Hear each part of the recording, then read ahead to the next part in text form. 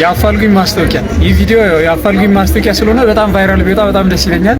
አቡ በልጅነታችን የምናስታውሳቸው ሰዎች ብሎ የሰራው ቪዲዮ ላይ እኔም እስኪ የራሴን እንትን ልስጥ። በልጅነቴ ከማስታውሳቸው ውስጥ እስካሁን ድረስ ያረሳኋቸው ብዬ እናስባቸው ውስጥ አንደኛው ሃይማኖት ትባላለች። አስታውሳለሁ በልጅነታችን አሁን በህይወት የለችም። ህፃን እያለን ነበረና ህይወቱ አልፏል። እሷን አስታውሳለሁ። እግዚአብሔር እንግዲህ በገነት ነፍሷን ያሳርፍልን። ሌላው ደግሞ ምንድነው የማስታውሰው አራተኛ ክፍል ላይ የነበረች ልጅ ፀሐይ ፍስሐ ትባላለች። አራተኛ ክፍል ላይ እስከ ሶስተኛ ክፍል ነው የተማርነው። አራተኛ ክፍል ላይ ተደራት አቋርጣለች።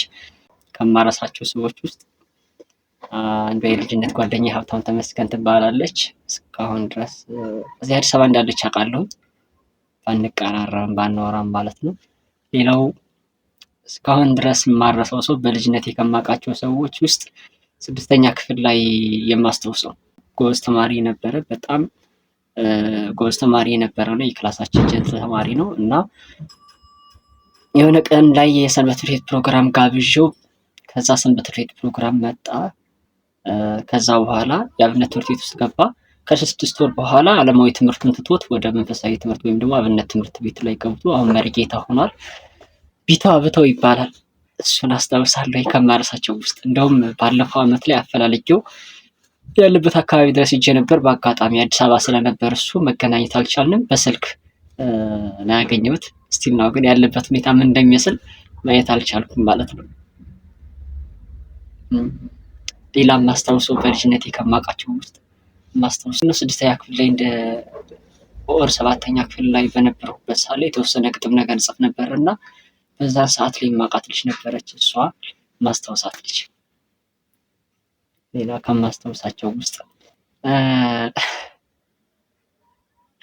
ኦኬ ትምህርት ቤት ከመቀየሬ በፊት 5ኛ ክፍል ላይ ማለት ነው ግማሽ ሴሚስተር ላይ ነው የተማርኩት። ለ5 ወር ነው የተማርኩት እና እዛ በጣም ምገርም ምግባባት ክላስሜት ነበረችኝ። ፍቅር ትባላለች። ሃይስኩል ተማሪ እያለሁ ብቻ ነው ያገኘኋት እና ሃይስኩል ሁለታችንም ደርሰን ሃይስኩል ላይ ያገኘኋት ነበር። ከዛ በኋላ የት እንደደረሰች አላውቅም።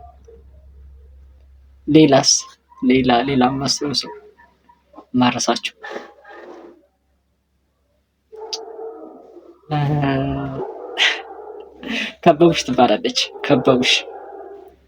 ከበቡሽ ትባላለች እና 8ኛ ክፍል ላይ በጥፊ የመታውሽ ልጅ በእርግጥ አግብታለች። ባለፈው ዓመት እንደዚሁ ሲሄድ እሷን ላገኛት ሞክሬ ነበር ግን አላገኘኋትም።